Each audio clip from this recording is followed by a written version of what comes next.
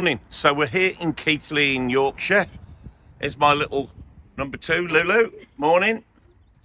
And we've come to meet Sam at TF Smith's. We haven't got there yet, we've come a bit early. But very soon we'll show you and say hello. Here we go. Here we go. Oh, this is a bit splendid, isn't it? Very nice. Very modern.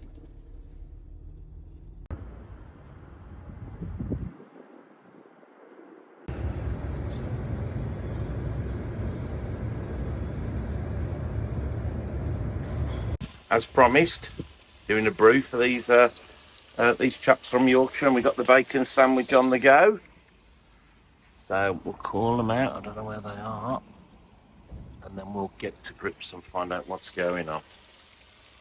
We have. So we've got Stephen here, and we've got Sam, and we've got Glyn, and they're eating their bacon sandwiches. I think Stephen's on a diet; he doesn't want it, but I reckon Glyn will eat it. Okay.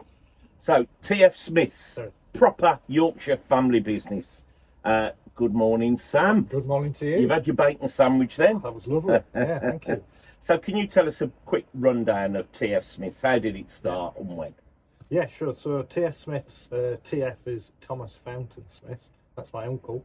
And he started the business probably in 1975. We don't actually know what the start date was. It was that long ago. Yeah. He ran the business for a few years. Dad joined, and then it just grew from there. So obviously I've known you for years as a fellow Ageas repairer. We don't really need to talk too much about Ageas, do we? Because we know they are, the repairer partner of choice. Yeah. But Fix, can you tell me a little bit about Fix? As you've been with them for many years, haven't you? Yeah, From the start, pretty much. I think this is actually, this is probably the 20th year. Yeah. I think it was 2005. Again, it's that long ago. Yeah. You tend to forget. But yeah, I think we were in the first 10. So I think we were like 7, 8, 9 at the time, something like that anyway. So yeah, very, very early days. And it was I think it was the same year we joined the GS as well, Solution Centre Network. Yeah. So it all sort of happened at the same time. And then back then, nobody really knew what would happen and how it would grow. Yeah. And Fix is just, again, it's a similar mindset of people. Yeah. I find that if you've got loads of really nice, decent people in the business, it's like a GS. Yeah. It comes through in everything else you do. And then they attract more people of a similar mindset. Yeah. And that's just a great place to work, great place to be. So again, I've asked you many times about Fix, haven't I? And you've always said, Terry, bang on. Plus the girls down in mid-Devon, they say it's excellent. And I've just never really got over the line, have I? I mean, I've chatted with the team at Fix 2 or 3 times now. I think having met the management team and having been invited to their functions, they do some serious functions, don't they? And the conference is they are a great organisation and a breath of fresh air, I suppose. All the members, they get together, they meet, discuss, improve. But the problem is, I suppose, from my perspective, everybody's fighting for the same contracts, aren't they?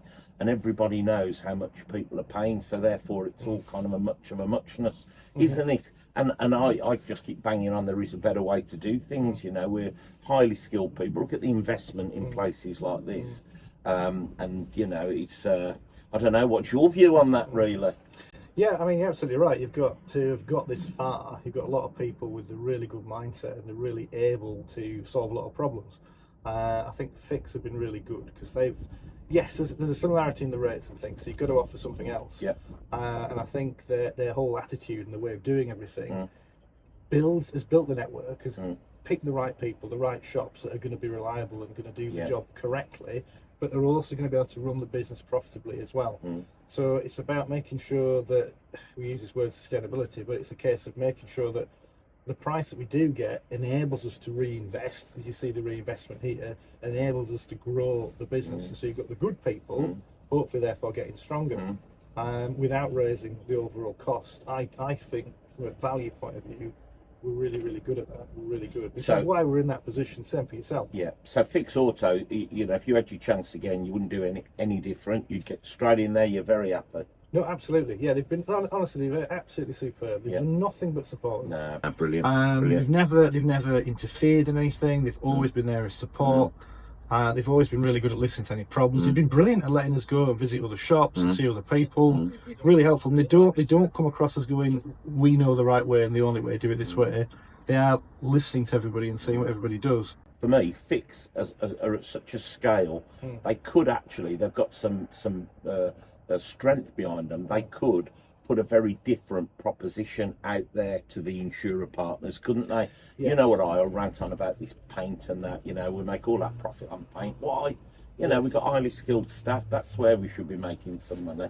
And but anyway, that's my rant. No, I think you're right. I think you're absolutely right. I think it's a case of trying to sell a product for a price and make sure the price is a good price and make sure the product's an excellent product. And we get lost in all this detail about what to pay, what's the hourly rate, all this sort of miniature detail and everything else. But we don't really want to get into that. We just want to go, well, look, what's the best price for doing it that's sustainable for the shop, to let the shop grow, to see the technology that's there, to see the staff that's there. You know, to see some really, really good teams built up and make these businesses continue to be profitable and go forward, to give the support to all customers. Yeah, it's crazy. I mean, where do you think the industry is heading at the moment? You know, with all the increased costs, the consolidation, the lack of skilled employees, and of course a huge reduction in claims volumes. However, what I will do, I'll caveat that. What exciting news today that Ageas have just signed to buy Esure. I mean, again, consolidation. This is massive in the industry. All this stuff, isn't it? Yeah, that breaks Ageas, one of the biggest insurance companies. Yeah, top three, aren't they? Which was their plan. It's got to build that up, hasn't it? So might get a bit of indigestion on the way, I reckon. Yeah, growing pains, but positive stuff, I guess. It's difficult to see new players coming into it like we are. So it's very difficult to see new independents coming into this, which is such a valuable thing for creating those new ideas and that innovation. It does happen, but it's less than it was. So you see that dying off and this bigger consolidation coming along and taking over a little bit. I guess nobody really totally controls it, but you can see that consolidation getting bigger. The independents may be getting a little bit smaller. So maybe the thing that might happen next would be a positive thing. Is people like Fix, the bigger networks, being able to change it in a positive way. So not in a way where you're going to become some sort of monopoly, because that's not going to happen. No. Don't have the number of sites anyway. Anyway, I know that happen. But to maybe offer a different way of doing this, which is better, which makes it simpler. So by that, basically finding ways to make what we do easier, and therefore open up the channels then to getting new apprentices and new techs, because that's the other problem, is where do you get the staff from? I mean, that brings me on to apprentices. What's your view of apprentices? I mean, you know, I was really I knocked myself out just a week or two ago when I realised how much a young apprentice costs. I mean, it's a significant amount of investment, isn't it? And of course the NI is going to cost a fortune. What's your view on that? You know, to get apprenticing, it's going to cost you a lot more. Your NI is going to cost you what, 70 odd grand a year. We're about 130,000 a year. This isn't funny, is it? Yeah, it's probably slightly more than that. Actually, about £7 grand a month. So so that £7,000 a month is something we just have to pay straight off the bottom line. So it's not coming from anywhere else. So it's got to go there. And nobody's mentioned this, have they, in our industry to help? No, and it's a big thing, and I think a lot of people are missing this. It's going to have a huge effect. So I mean, apprentices and what we have to pay them, it's not their fault. That's and you want to pay people well. Don't get me wrong. I want to pay everybody really, really well. And that's what we want to do. We share all our financial data with all the staff to let them know we want you to earn this money and make it work. I think with apprentices, we have to have them. We have to try and encourage them to be in the industry. But the big problem that we've had for many, many years is that blue collar work is not seen as something that people want to get into. I think it's changing, isn't it? It has to, because it's joiners, electricians, it's plumbers, it's all these people that I don't know about you, but where we are, all these people that can make a lot of money, they work really, really hard, deserve the money, but they're in that industry where there's a big demand. Instead of sitting at home now in their early 20s waving around a bit of useless paper. Yeah, because it's not as prestigious working for us, is it? And it's wrong, that. Because we have this, it's a fantastic place to work, just like in your business. It's how clean they are. Clean, lovely, interested. Professional, great training. You know, you can really grow What's your skill? What did you start as, Sam? So I'm a programmer. Totally different. Oh, okay, of course, I knew that. And I'd forgotten. Of course. So programmer, So I'm going the other way. But that's why Sam obviously wrote his own body shop system, because of that, and that totally eluded me then. Yeah, because at the time we were using a budget management system and it was really expensive. We wanted to open another shop, and it was going to cost us like an extra 10 grand. And this is back in the early 90s, late 90s, sorry. And so it was just became a costing to begin with. So we wanted to write our own. So that's what we've done, and we've had our system now for a long time, been 20 odd years, and just evolved it. Have you ever considered expanding that and selling it to others? Or is it a bit clunky, just as really, what you like? Because part of it is as we'll show you afterwards, but part of it is our business is built around it, so other businesses might not work in that way. Yeah, fair enough. And I think when you release something to the general public, you've got to then avoid the jack of all trades and master of none. Because you might want something different to us, and therefore it's not going to work as well. So that was one thing, and also supporting it. You know, as we if we did do that and sell it to other people. Support's a huge thing. We just don't really want to get into doing all that as well. Anyone knocked on the door and said maybe you want to sell it or JV with them or anything like that in the last 20 years? Again, it's people obviously look at it and go, oh, this is really good, but then obviously I come back and say, well, we don't really want to go down that road. So no one's ever come forward any more than that. And I think it just works for us, and its biggest advert is how it works for us and makes the business work. And again, I'll show you afterwards. And a little bird tells me you're working a 4-day week, or not everywhere. So we have the option of a 4-day week. So 4-day week's a massive thing, isn't it? And everybody's really think it's seen as a positive thing, but then seen as a bad thing. It's a bit like, well, why can't people work 5 days? Yeah, a lot of our staff didn't want to know. There's that. So where we introduced it is to say we worked how many hours we needed in a week. So we're not going to change that. So we said this is how many hours we need in a week. If you guys can achieve these hours, you can go home. So we say 4-day weeks. I guess that thing's bandied about. But hey, you could go home early if you get the hours through. So what's actually happened? We've been doing this now we started October 22, so quite a while. So we've had some shops have been doing a half-day Friday and then a full day at the end of the month, having the Friday off. But then when they get behind in the hours, they'll come back in and they'll work the full time. So we don't do an overtime. So they'll then work to try and get that back.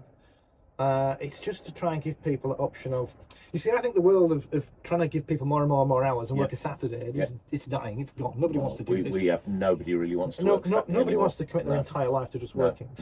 So find out what your business needs to, find out what you need, what you think is reasonable, tell that to the team and go, look guys, if we're going to get this target, it's up to you to manage, you can go home early.